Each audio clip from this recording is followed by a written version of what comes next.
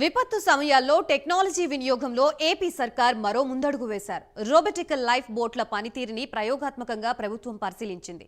వరదల్లో కొట్టుకుపోయే వారిని కాపాడేందుకు రోబోటిక్ లైఫ్ బోట్లను ప్రభుత్వం అందుబాటులోకి తెచ్చింది.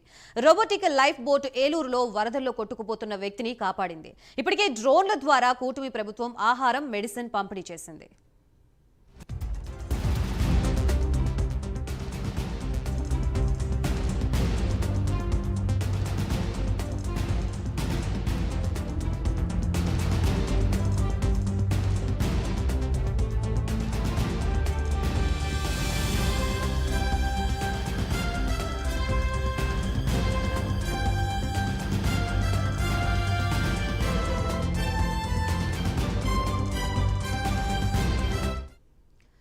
మొత్తంగా వరదల్లో కొట్టుకుపోయే వారిని కాపాడేందుకు రోబోటికల్ లైఫ్ బోట్లని ప్రభుత్వం అందుబాటులోకి తీసుకొచ్చినట్లుగా తెలుస్తుంది. ప్రస్తుతం దాని పనితీరు ఏ విధంగా ఉంది, అసలు దానివల్ల ఎంత ఉపయోగం ఉంది అనే దాని గురించి మనకి పూర్తి వివరాలు అందించడానికి మా ప్రతినిధి శ్రీరామమూర్తి సిద్ధంగా ఉన్నారు. శ్రీరామమూర్తి, చెప్పండి.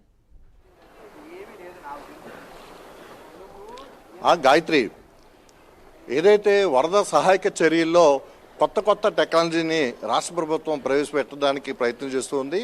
అయితే ఇక్కడ బుడమేరు వరద బాధితులకి వరద ఏదైతే ఫుడ్ సప్లై చేయడానికి డ్రోన్లను ఉపయోగించడానికి సీఎం చంద్రబాబు నాయుడు నిర్ణయం తీసుకుని దాదాపుగా 200 డ్రోన్లను ఇక్కడ విజయవాడ బుడమేరు వరద బాధితులకి అది ఏదైతే ఆహారం ఉందో దాని పాలు, నీళ్లు అందించేందుకు ప్రయత్నం చేశారు. ఎందుకంటే లోతైన ప్రాంతాలకి వెళ్ళడానికి ఒక ట్రాక్టర్లు కూడా, బుల్డోజర్లు కూడా ఉపయోగపడడంతో డ్రోన్ల సహకారంతో శివారు ప్రాంతాలకి ఈ ఫుడ్ పంపిణీ చేసే కార్యక్రమాన్ని సీఎం చంద్రబాబు ఈ వరద సహాయక చర్యలు చేపట్టారు. అయితే కొత్తగా చూసినట్లయితే ఈ ప్రకృతి వైపరీత్యాలు సంభవించినప్పుడు, ఇలాంటి వరదలు, వాగులు, వంకలు పొంగినప్పుడు, జనం బాధితులు ఇరుక్కుపోయినప్పుడు వారిని రక్షించేందుకు, కొట్టుకుపోతున్నప్పుడు కూడా రక్షించేందుకు, అలాగే సముద్రం బీచ్ల్లో కొట్టుకుపోతున్న వారిని కాపాడేందుకు ఒక రోబోటిక్ బోట్ని ఒకటి రూపొందించారు.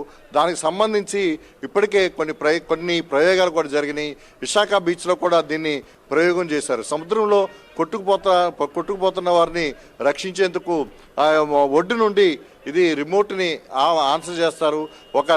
ఈ డ్రోన్ ఒక బోటు సహకారం కింద, అంటే ఒక ఏదైతే లైఫ్ జాకెట్ ఉంటుందో దాని మెటీరియల్ తోటి దీన్ని తయారు చేశారు. దీన్ని సముద్రంలో ప్రయత్నాలు కూడా చేశారు. కొట్టుకుపోతున్న వారిని కాపాడేందుకు కూడా ఒక ప్రయత్నం చేశారు. అది సక్సెస్ అయింది.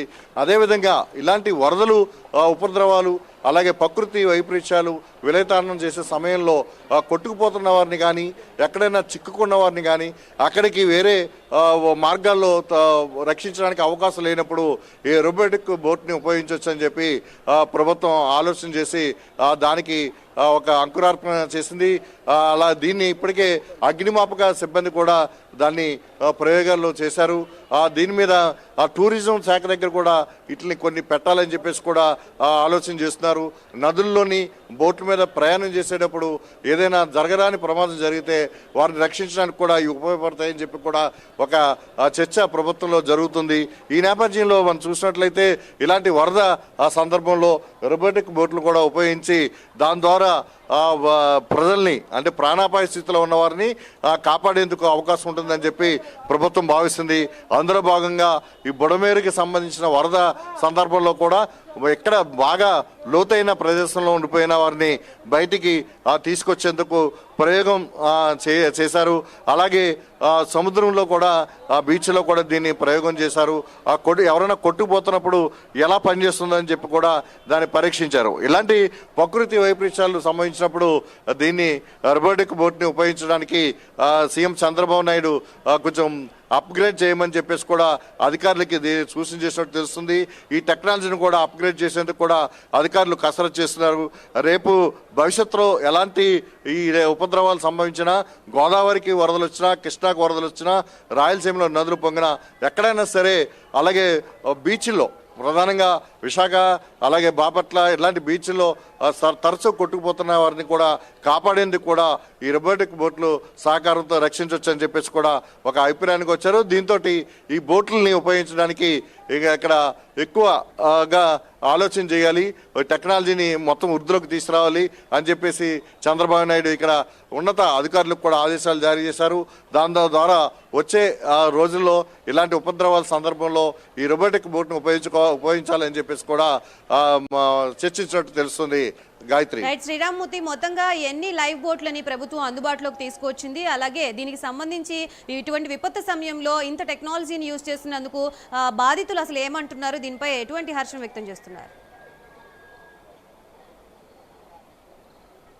గాయత్రి, ఇప్పటికే ఈ బుడమేరు వరద ప్రాంతాల్లో కొత్తగా ఏదైతే డ్రోన్లని ఉపయోగించి ఫుడ్ని పంపించాలి, వాటర్ని పంపించాలి అని చెప్పి సీఎం చంద్రబాబు నాయుడు రెండో రోజునే తీసుకున్న నిర్ణయానికి, అంటే మొదటి రోజు ఇబ్బంది పడ్డ కష్టాల నుంచి ప్రజల్ని కాపాడాలి, దాని గురించి వారికి ఆహారం నీరు అందలేనప్పుడు ఏ విధంగా చేయాలన్న ఆలోచనలో ఏదైతే పెద్ద డ్రోన్లు ఉపయోగించి వ్యవసాయం పనులకు ఉపయోగిస్తున్నారో ఆ ఆలోచనని చంద్రబాబు నాయుడు చేసి ఆ డ్రోన్ల ద్వారానే ఫుడ్ని ఒక ప్యాకెట్లు ఒక బకెట్ ద్వారా ఎలా పంపించాలన్న దాని మీద ఆలోచన చేసి దాదాపు 200 డ్రోన్లని ఇక్కడ ప్రవేశపెట్టారు. ఆ డ్రోన్ల ద్వారా ఫుడ్ పంపడంలో చాలా వరకు సక్సెస్ అయ్యారు. ఇప్పుడు ఆ విధానం దూరంగా, అంటే ట్రాక్టర్లు కానీ ఇతర వాహనాలు కానీ బోట్లు కానీ అక్కడికి వెళ్ళడానికి ఇబ్బందిగా ఉన్నప్పుడు అపార్ట్మెంట్లో ఎత్తులో ఉండిపోయిన వారికి ఇలా చేశారు. ఈ నేపథ్యంలో